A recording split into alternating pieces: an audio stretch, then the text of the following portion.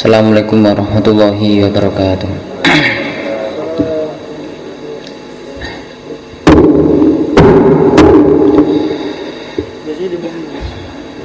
Nahmaduhu wa nusalli wa nusallimu ala rasulihil karim. Asyhadu an la ilaha illallah wahdahu la syarika lah wa asyhadu anna Muhammadan abduhu wa rasuluh. Allahumma salli ala sayyidina Muhammad wa ala ali sayyidina Muhammad, amma ba'd. Alhamdulillah, sama subuh yang dirahmati Allah Subhanahu wa taala.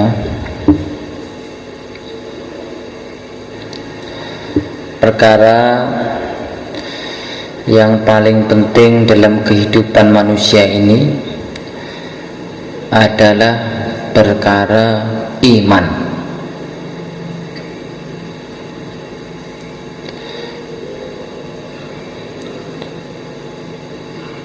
Inilah satu perkara yang menentukan manusia ini akan celaka atau manusia ini akan menderita.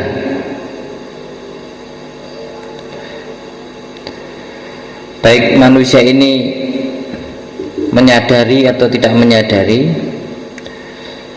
imanlah tetap perkara yang paling penting, paling menentukan untuk apa datangnya nasib pada manusia. Karena dengan iman ini maka manusia memiliki pemahaman yang benar mengenai zat yang menciptakan alam dunia ini dan seluruh alam semesta.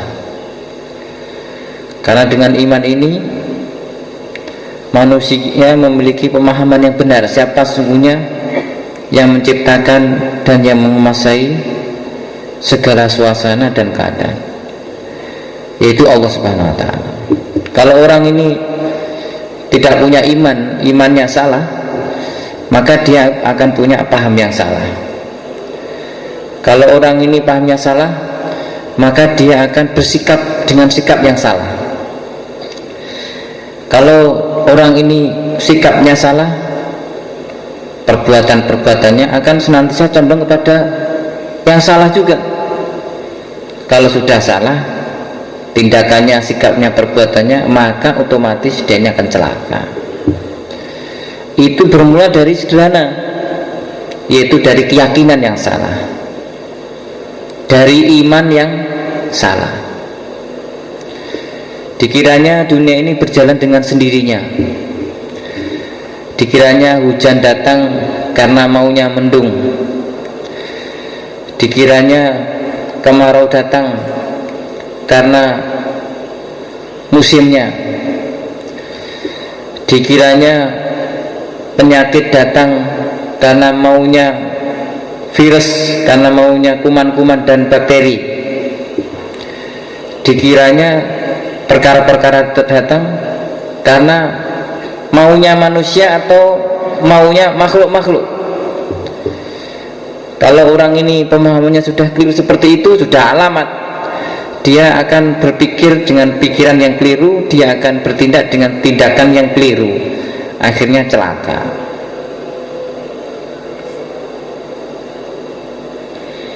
Maka perkara iman inilah perkara yang harus diperbaiki terlebih dulu sebelum perkara-perkara lainnya.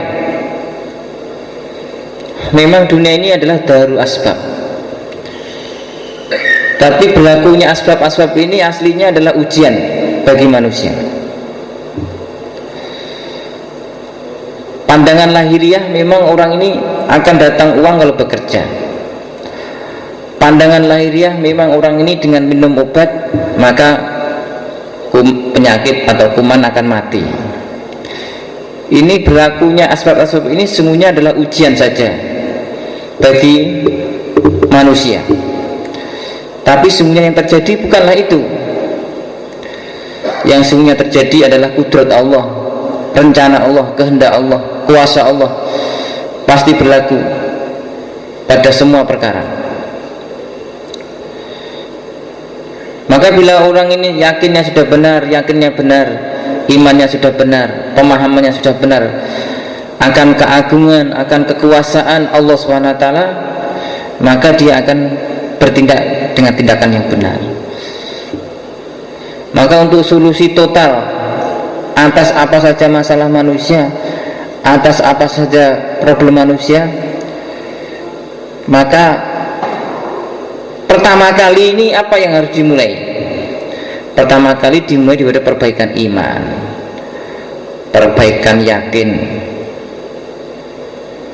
Tanpa ini maka usaha-usaha apa saja menjadi perkara yang sia-sia, menjadi perkara yang hampa, lepude, tidak akan datang kebaikan. Seandainya kelihatan koyok-koyok seolah-olah datang kebaikan, tapi ini sebenarnya hanya tipu daya. Di awal-awalnya kelihatan berjaya, tapi akhir cerita pasti kegagalan, pasti kehinaan. Tapi Masya Allah, mayoritas manusia sekarang ini salah paham atas perkara ini. Masya Allah, mayoritas manusia hari ini ingin solusi atas masalah, ingin supaya tertunaikan hajat-hajat. Tetapi dimulainya ini dari perkara asbab. Ini kalau sudah langkah awal ini salah, ini insya Allah ibaratnya orang Jawa sampai tuwek bungkuk tidak akan ketemu daripada solusi-solusi masalah. Hanya akan meloncat dari satu kesempitan kepada kesempitan yang lain, hanya dari loncat-loncat dari satu kebingungan kepada kebingungan yang lain. Kelihatannya terlepas dari satu kesempitan, tapi hanya pindah jenis kesempitannya. Kelihatannya selesai dari satu kebingungan, tapi ganti judul kebingungannya. Sebelumnya judulnya kebingungan masalah ekonomi, mungkin saja dengan rekayasa atas asbab kebingungan ekonomi terselesaikan. Tapi sekarang judulnya lain, judulnya kebingungan urusan istri. Nah, bingung sana, bingung sini, bingung sana, bingung sini. Kemudian orang berjuang rekayasa strategi supaya masalah kebingungan istrinya selesai, tapi tanpa perbaikan iman, tanpa usaha untuk memperbaiki amal, mungkin saja masalah istri beres. Tapi sekarang ganti judul, bingung masalah anak. Nah inilah penyakitnya umat hari ini. Masya Allah, Allah Akbar. Sekarang manusia ini, kebanyakan manusia bingung, hanya meloncat-loncat dari satu kebingungan kepada kebingungan yang lain, dari satu kesempitan kepada kesempitan yang lain, karena tidak kembali kepada satu usaha yang asas, yaitu usaha perbaikan iman. Dan kesalahpahaman ini bukan hanya untuk orang awam, bukan hanya kepada orang yang tidak berpendidikan. Bahkan kebingungan ini melanda paling parah ini justru orang-orang yang mengaku cerdik cendekia, intelektual, ilmuwan, bahkan maaf profesor doktor. Masya Allah. Sehinggalah orang ini hanya mikir perbaikan atas asbab-asbab. Ekonominya ini semerawut, maka ini perlu dicetak sarjana-sarjana ekonomi. Masya Allah. Sehingga akhirnya bukanlah kemudian tambahnya baiknya ekonomi, semakin banyak sarjana ekonomi semakin parah urusan ekonominya. Begitu pula, oh ini keamanan, kekacauan karena kurang jumlah personel polisi, karena kurang jumlahnya senjata. Semakin banyak senjata, masa peluru malah berdesingan di mana-mana. entah preman, entah begal, entah rampok, bawa peluru, akhirnya terjadi kejahatan di mana-mana. Kebanyakan manusia sekarang ini pikirnya asbab. Ini kurangnya bagusnya undang-undang ekonomi, kurang bagusnya perangkat-perangkat hukum. Ininya perbaikan asbab.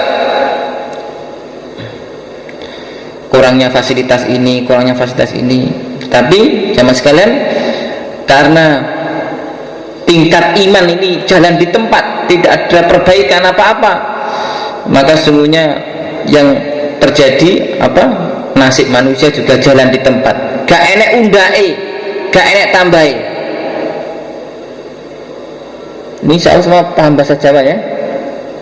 Ada yang tidak paham bahasa Jawa? Masya Allah, Masya Allah, pakai bahasa Indonesia saja. Akhirnya manusia ini nggak ada peningkatan apa-apa, nasib tidak berubah seinci pun, karena tidak ada perbaikan iman, tidak ada perbaikan amal.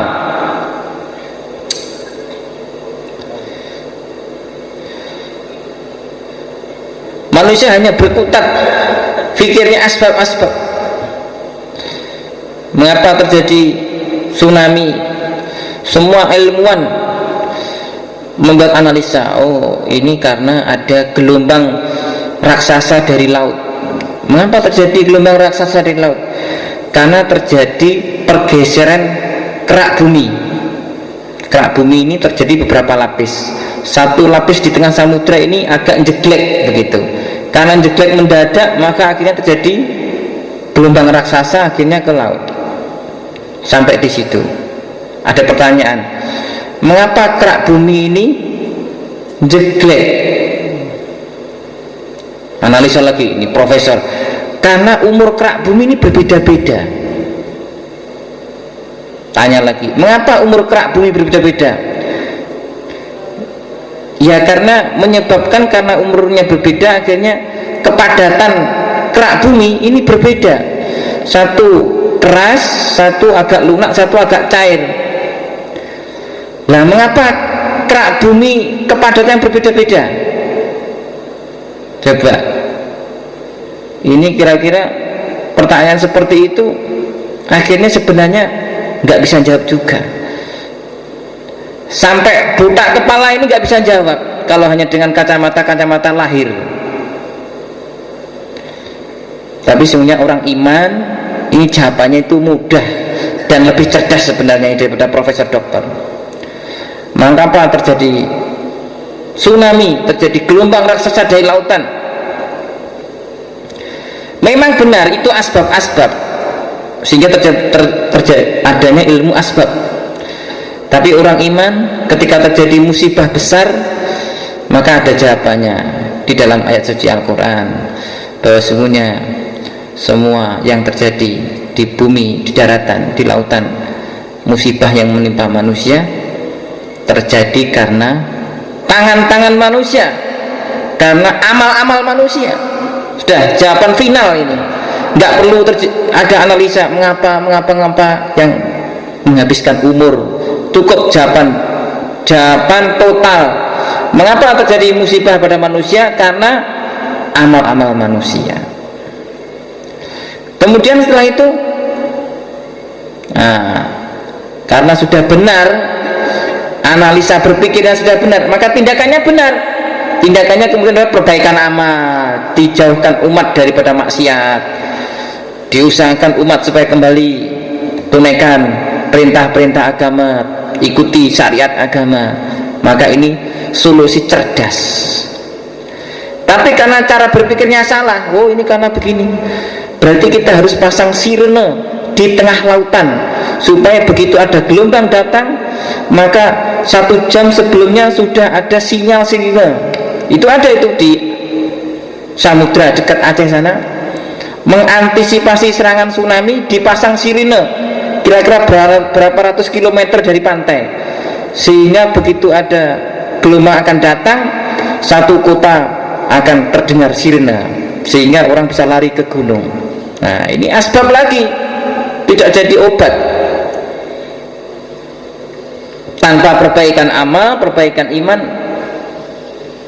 ini akan orang menyebabkan jalan di tempat, tidak berubah satu inci pun perubahan nasib pada manusia. Begitu pula untuk urusan ekonomi sekarang ini, Masya Allah. Mengapa terjadi problem-problem besar, harga naik, harga turun? Ini sebenarnya faktornya ini bukan masalah faktor seperti faktor urusan ekonomi,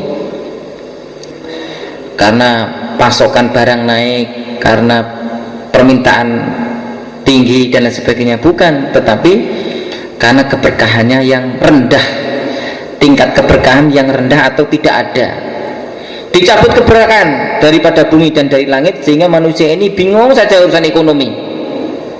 Tapi kalau Allah Ta'ala beri keberkahan, beres. Tapi kalau Allah nggak kasih keberkahan, harga naik masalah, harga turun masalah. Dulu pernah terjadi beberapa tahun yang lalu, harga gula ini naik, Masya Allah, bingung orang.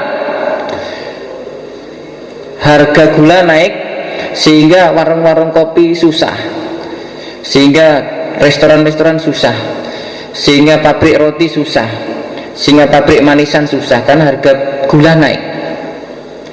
Maka akhirnya pemerintah membuka keran impor gula, sehingga akhirnya diimpor gula dari Thailand dan dari Cina, sehingga harga gula turun. Sampai harga gula datang di Magetan, gula impor dari Cina ini lebih murah daripada gula buatan pabrik gula Glodok di situ. Kan aneh ini. Sudah lewat berapa tangan itu gula dari pabrik Cina sampai datang di Temboro ini, dengan gula yang digiling dari pabrik tetangga desa situ. Kan kalau gula dari Cina sudah melewati berapa tangan itu, eksportir Cina, importir Indonesia, grosir besar, grosir kecil, toko eceran, kok masih lebih murah daripada gula pabrik gula Glodok. Masya Allah, ini ada apa ini? Ada masalah apa ini? Maka akhirnya ketika gula turun, ini warung-warung kopi senang. Tapi akhirnya karena gula turun, akhirnya pabrik gula Glodok punya kebijaksanaan. Karena gula turun, maka ini kita harus bersaing supaya harga gula Glodok pun turun. Supaya turun apa? Kita harus membeli tebu dari petani dengan harga rendah. Maka akhirnya petani tebu semua stres. Wah, ini harga tebu anjlok ini. Gula naik bingung, gula turun pun turun, bingung juga. Gula naik bingung, gula turun juga bingung. Ini masalahnya apa ini? Masalahnya ini analisa gini, sederhana saja. Kebingungan ekonomi sebenarnya karena masalah tingkat keberkahannya yang kurang. Dan ini berlaku, kaidah ini adalah secara ijtimai maupun secara infiradi. Mengapa manusia bingung untuk urusan apa saja, ekonominya, pekerjaannya?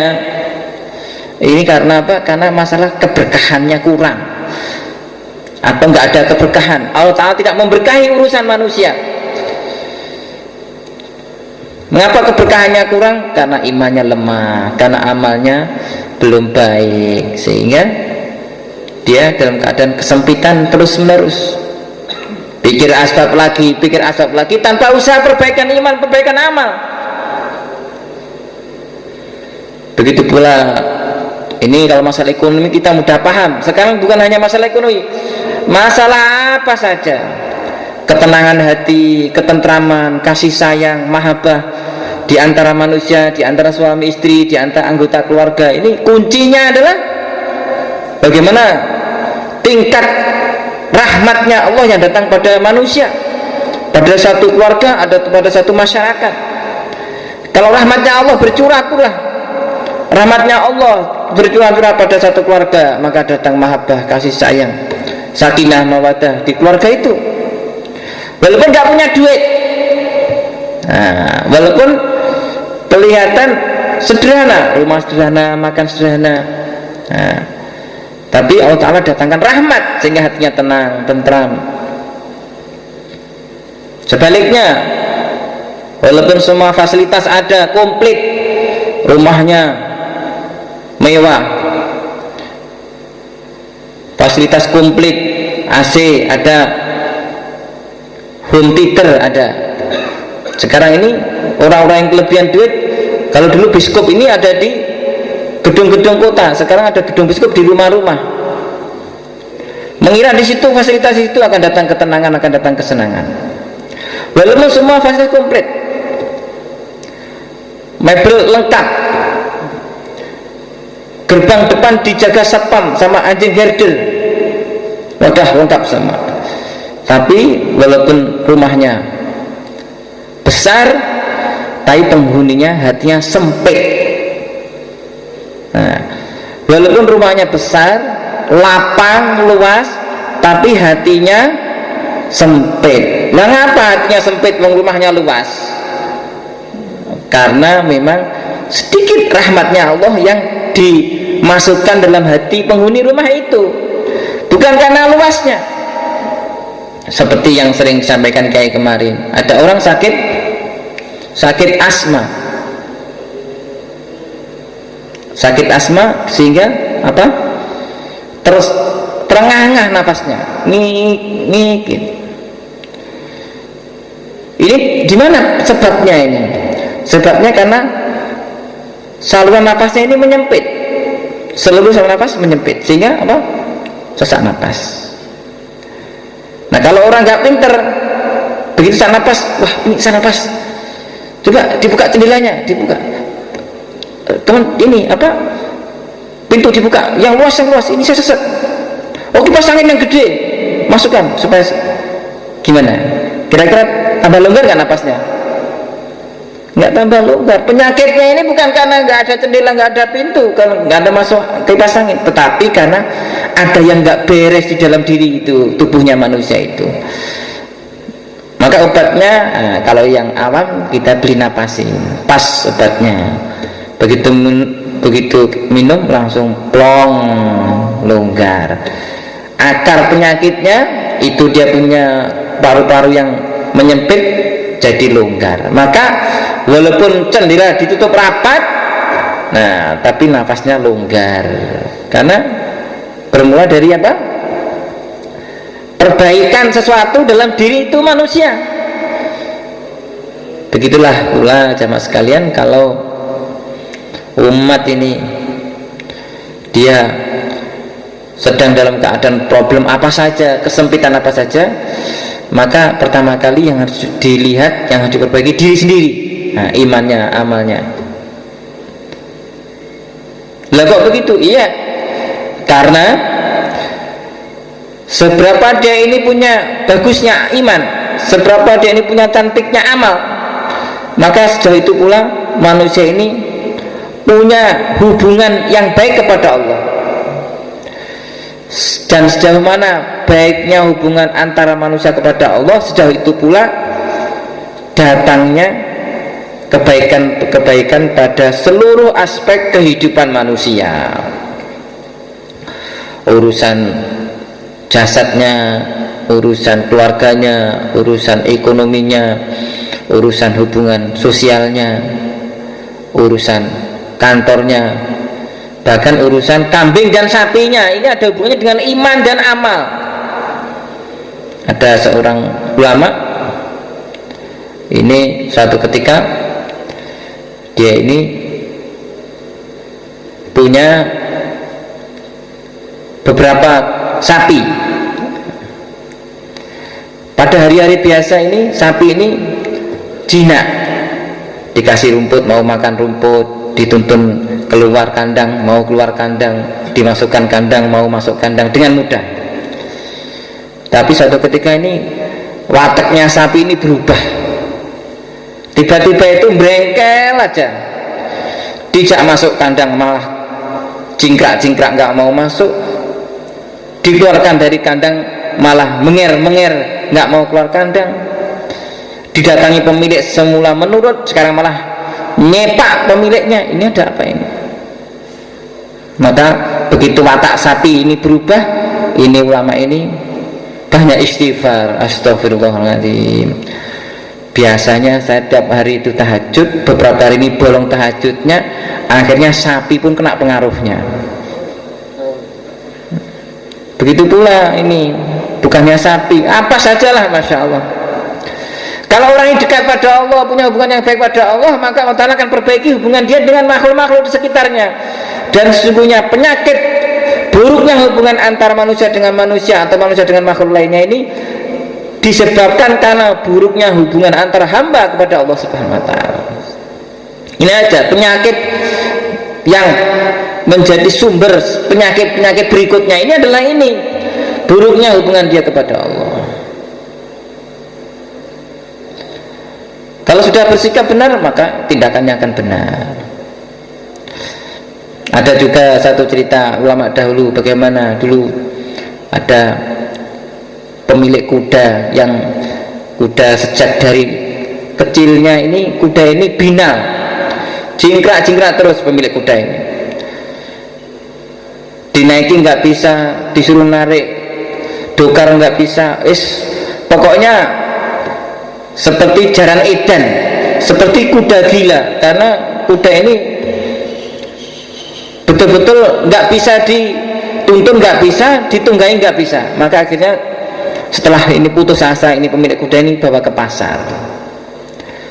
Setelah dibawa ke pasar, dijual.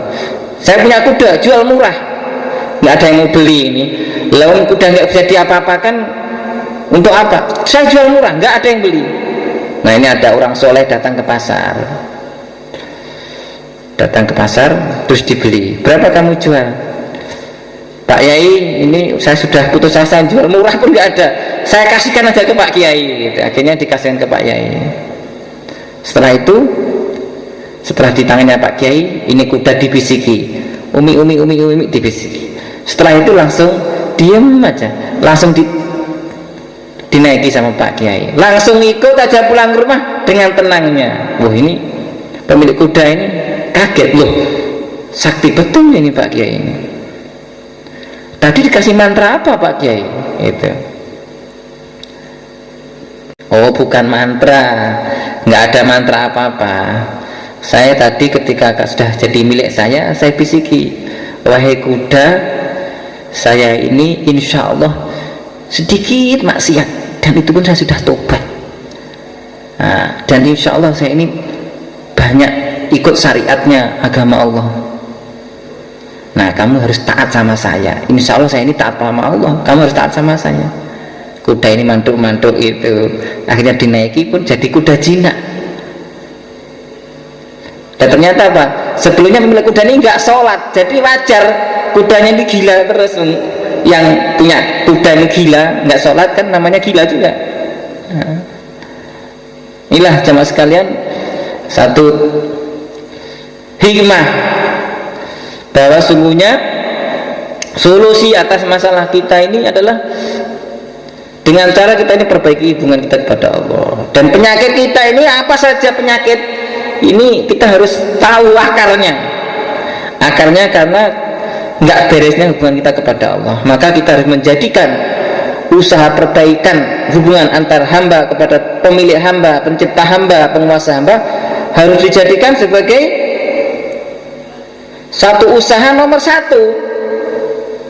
Usaha yang lain boleh-boleh saja, tapi usaha nomor satu adalah usaha perbaikan hubungan antara hamba kepada penguasa hamba, yaitu Allah Subhanahu wa Ta'ala. Insyaallah ya. Insyaallah. Boleh, kita tidak boleh meninggalkan yang lain. Dunia ini adalah darul asbab. Yang lain tetap boleh, kita ke pasar, kita ke toko, tidak dilarang. Bahkan kalau orang ini imannya sudah benar, sudah tahu segala sesuatu datang daripada Allah, walaupun secara lahiriah kelihatannya dia ini urusan perdagangan, urusan pasar, tapi kedatangan dia di pasar ini meningkatkan iman, karena dia melihat segala sesuatu dengan kacamata yang benar. Pedagang datang ke pasar, kemudian datang pembeli, maka ketika datang pembeli ke tokonya, dia teringat, Masya Allah, Allah Akbar, kaget ini ada datang pembeli. Kok kaget? Iya, karena di sini banyak toko, Ini kalau nggak Allah datangkan ke toko saya, ini tidak mungkin. Pasti hanya Allah saja yang datangkan ke toko ini. Nah, dari datang pembeli ini ingatnya kepada siapa? Kepada Allah. Banyak toko di sini, ada 100 toko. Kok datang ke toko saya? Siapa yang menggerakkan? Allah. Banyak toko, banyak barang jualan sama. Kok datang ke tempat saya? Siapa yang menggerakkan hatinya? Allah. Maka walaupun di pasar ingat pada Allah. Begitu pula banyak orang yang lewat di depan toko, di toko dia banyak, tapi kok tidak semua datang. Ada yang cuma lewat saja, ada juga lewat kemudian berdiri di depan toko agak lama gitu, tapi hanya nonton saja, nonton dagangannya, habis itu pergi. Masya Allah, luar biasa kuasa Allah. Allah datangkan orang depan toko saya, tapi kemudian tidak beli, hanya nonton saja. Ini juga kuasa Allah. Nah, akhirnya melihat perkara itu ingat kepada Allah. Karena iman sudah benar. Mendatang lagi, penjual datang, pembeli datang, pelanggan datang ke toko dia. Sudah bergaining, sudah tawar menawar. Mau beli, saya beli sekian puluh juta. Sudah mau transaksi, kemudian karena satu lain hal nggak jadi. Wah, nggak jadi ini Pak. Masya Allah, nggak apa-apa, dia nggak kecewa. Ini memang takdirnya Allah, belum rezekinya. Sudah datang jauh-jauh, sudah mau transaksi, ternyata nggak jadi juga. Siapa yang mendatangkan? Allah. Siapa yang membuat peristiwa terjadinya transaksi? Allah. Siapa yang akhirnya transaksi batal? Siapa? Allah. Akhirnya walaupun pelanggan datang transaksi batal, juga ingatnya kepada Allah. Nggak masalah. Memang sejak awal itu bukan rezeki saya, tidak ada yang perlu disesali. Nah, akhirnya walaupun orang ini pergi ke pasar, dia tambah tawajunya kepada Allah, karena semua makhluk di pasar adalah makhluknya Allah. Apa ada di pasar ini yang bukan makhluknya Allah? Nah, ada nggak kira-kira kalau kita lihat di manakah ini penghuni pasar yang bukan makhluknya Allah? Nggak bisa ketemu. Jangankan makhluk hidup, makhluk mati pun semua adalah ciptaannya Allah. Maka seharusnya manusia ini melihat makhluk harus ingat kepada Allah, karena semua makhluk ciptaan Allah, karena semua makhluk dalam genggaman Allah. Maka orang ya harusnya aneh, wong melihat makhluknya Allah kok nggak mengingatkan dia pada Allah, ini kan aneh. Seperti orang yang bertempur dengan lawan, pedang tajam berkelebat, maka kan otomatis yang diingat oleh kita ini bukan pedangnya, tapi yang pegang pedang itu. Karena pedang tidak bergerak dengan sendirinya, ada yang menggerakkan pedang. Begitu pula jemaah sekalian, seluruh makhluk ini bukan berjalan dengan maunya makhluk. Semua makhluk bukan berjalan dengan keinginannya makhluk. Semua makhluk berjalan ataupun diam karena berjalan dijalankan oleh Allah, karena diam didiamkan oleh Allah. Begitu pula kita melihat istri, kita melihat anak, melihat apa saja, tiba-tiba istri marah. Nah, Masya Allah, kita ingat pada Allah. Allah lah yang menggerakkan lisannya istri kita, Allah yang mengisi apa yang ada dalam pikiran istri kita. Maka istri marah, nah, kita ingat kepada keagungan Allah, Masya Allah, dan sabar. Kalau kita istri marah, ini penting sekali, ini nasihat, saya ingat betul, ingat sama nasihatnya Bayi Wahab. Kalau kita di Pakistan dulu tahun 90-an, kalau kita ke Pakistan, setiap jamaah Indonesia yang pulang harus datang ke kamarnya Bayi Wahab untuk dawat wabsi. Nah, wabsinya Bayi Wahab ini satu yang selalu diingat oleh orang Indonesia tahun itu, zaman-zaman itu. Kamu pulang nanti fisabilillah, kalau istri marah gitu, nasihatnya gitu. Kalau 3 kali bilang, kamu kalau datang balik ke Indonesia, zaman dulu ini belum banyak orang dakwah, jadi kalau orang dakwah dimarahi tangganya, istrinya, mertuanya, ini biasa. Maka nasihatnya, kamu nanti pulang ke Indonesia, kalau istri marah gitu. Kalau nanti kamu datang mertua marah, gitu, ini penting kelihatannya. Ini kok Buya Wahab selalu begitu, ini kelihatannya penting gitu, kelihatannya menjadi punya peristiwa semua pekerja dakwah ini, betul nggak?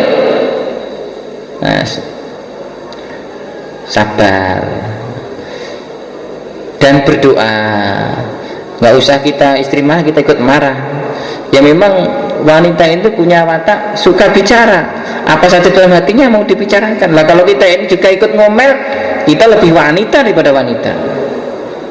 Kita sabar, hati berdoa. Kalau kita ini sedang dimarahi sama mertua, dimarahi sama tetangga, dimarahi sama istri, kita membayangkan seolah-olah kita sedang dimashar, sedang diadili oleh Allah.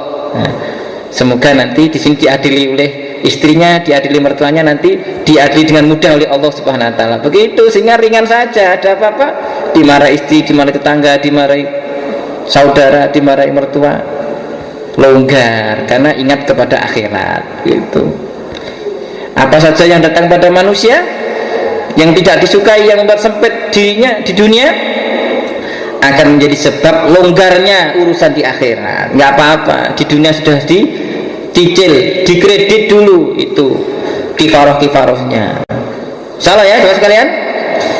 Masya Allah. Saudara sekalian, inilah obat bagi penyakit semua umat, yaitu bagaimana kita ajak umat, kita kembalikan umat kepada usaha datangnya perbaikan zahir batin, jangka pendek jangka panjang dunia akhirat, yaitu dengan usaha perbaikan hubungan antara hamba dengan penguasa hamba Allah Subhanahu wa taala. Maka sekarang kita harus usaha untuk perkara ini, untuk meningkat lagi. Tidak cukup 4 bulan, yang sudah 4 bulan sekali tidak cukup sekali, kita ingin 4 bulan kedua, ketiga, salah ya. Dan harus tomak dalam usaha agama ini. Kalau bisa melebihi tomaknya ahli dunia kepada dunia. Ahli dunia ini nggak ada kenyangnya. Sudah punya 1 toko, ingin 2 toko. Sudah punya toko pakaian, ini ahli dunia ini nggak puas.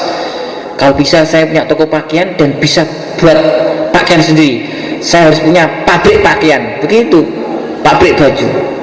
Alhamdulillah maju, sudah punya toko baju, sudah punya pabrik baju. Wah, kalau saya punya pabrik baju nih nggak puas saya. Ini saya kain masih harus beli ke pabrik kain. Saya harus bikin pabrik kain. Nah, sekarang bikin pabrik tekstil. Sudah punya toko baju, pabrik baju, kemudian buat apa? Pabrik apa? Pabrik kain. Ini akan maju kalau orang punya seperti itu untuk urusan dunia. Sudah punya pabrik kain.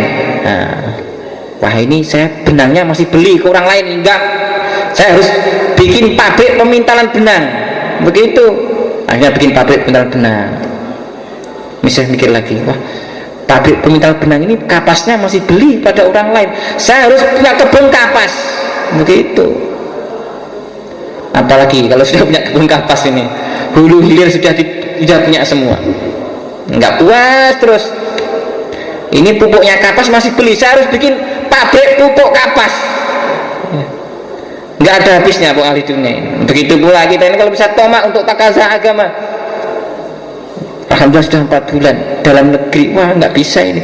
Saya IPB, wes pokoknya harus IPB. Siapa yang belum IPB? Angkat tangan. Nah, harus IPB. Dan insya Allah itu ada bekalnya. Cuma kita belum mau mengambilnya. Sudah ada bekalnya. Sudah ada, betul sudah ada. Tinggal kita tuh masih malas untuk mengambil itu bekal. Mengambil bekal dengan kita buat amal makomi. Insya Allah ya.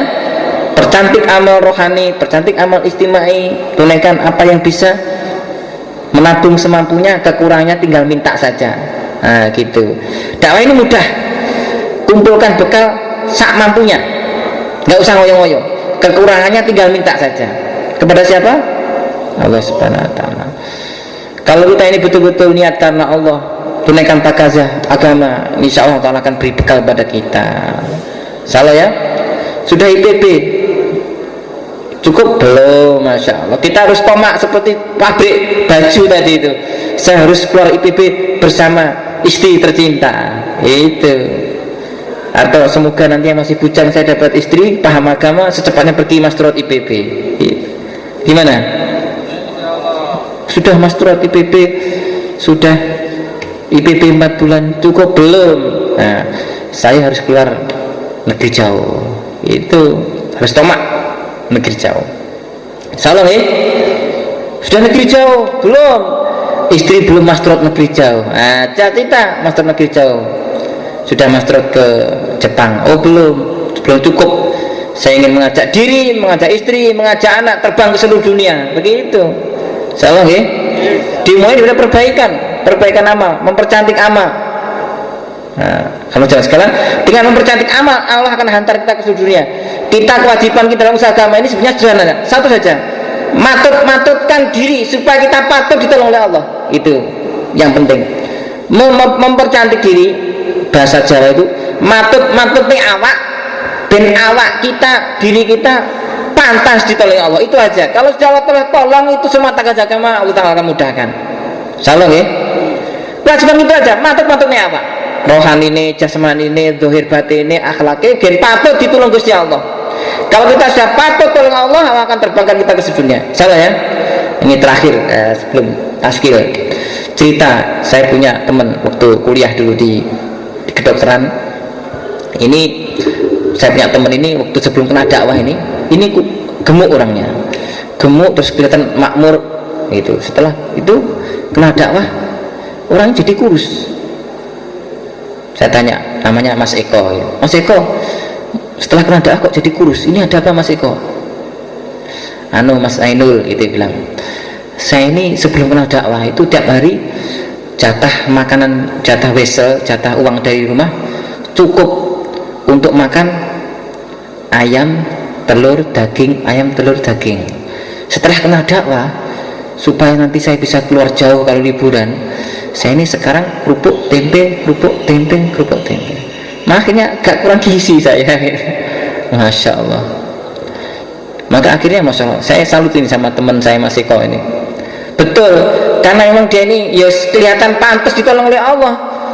Maka dari pengiritan dari daging ayam ke kerupuk tempe itu, Masya Allah, setiap liburan semester dia ini keluar provinsi tanpa minta tambahan bekal yang lain dan tanpa harus bekerja sambilan, namanya masih mahasiswa.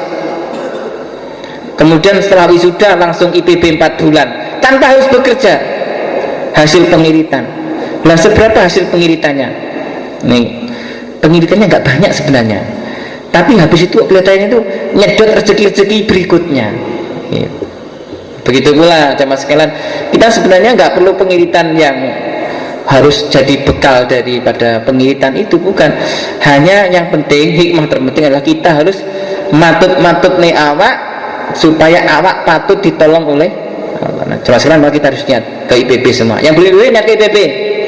Caranya satu saja, matut nih awak, mempercantik diri supaya diri kita pantas dihantar ke seluruh dunia. Siapa siap? Masya Allah, alhamdulillah. Semua paling tidak sekarang, walaupun sekarang baru keluar setahun berapa bulan, harus mencadangkan kapan 4 bulan IPB-nya. Nah, kapan? Tahun berapa? Harus ada petetan dino bahasa Jawanya. Harus membuat satu waktu, seperti perjaka yang ingin nikah, paling banter umur 30 tahun saya harus menikah, itu sehingga ada ikhtiar. Tidak, wah kalau ketemu jodohnya ya nikah, kalau nggak ketemu jodohnya ya nggak nikah, nggak apa-apa. Nggak ada perjaka seperti itu. Harus ada target. Ya, pantas-pantasnya 25 tahun menikah, pantasnya 27 tahun. Ya kemudian usaha, kemudian bikin mantra-mantra apa supaya datang jodohnya gitu, sehingga nanti kita ketemu jodohnya gitu. Begitu pula kita IPB niat tahun berapa gitu. Yang belum IPB siapa? Jangan niat. Tahun berapa ke IPB? Masya Allah, dari Malang Sakir. Tahun berapa? Masya Allah. Siapa lagi? Niat. Tahun berapa? 2015. Kapan? 2011. Oh, Masya Allah, 2013 ini. Kapan? 12, Masya Allah. Kapan? Masya Allah. Kemudian sekarang kita setelah itu tanda niat. Ada niat, ada ngelamun. Nah, kalau tanda ngelamun tuh habis bilang tahun-tahun begini terus nggak ada perubahan amal. Tapi kalau tanda niat, setelah itu ada perubahan amal. Insyaallah nggih. Nah, saudara sekalian, untuk yang cash 40 hari sisa masa boleh ke belakang untuk tafakur insyaallah. Mari silakan. Yang cash 4 bulan 40 hari sisa masa boleh tafakur dan setelah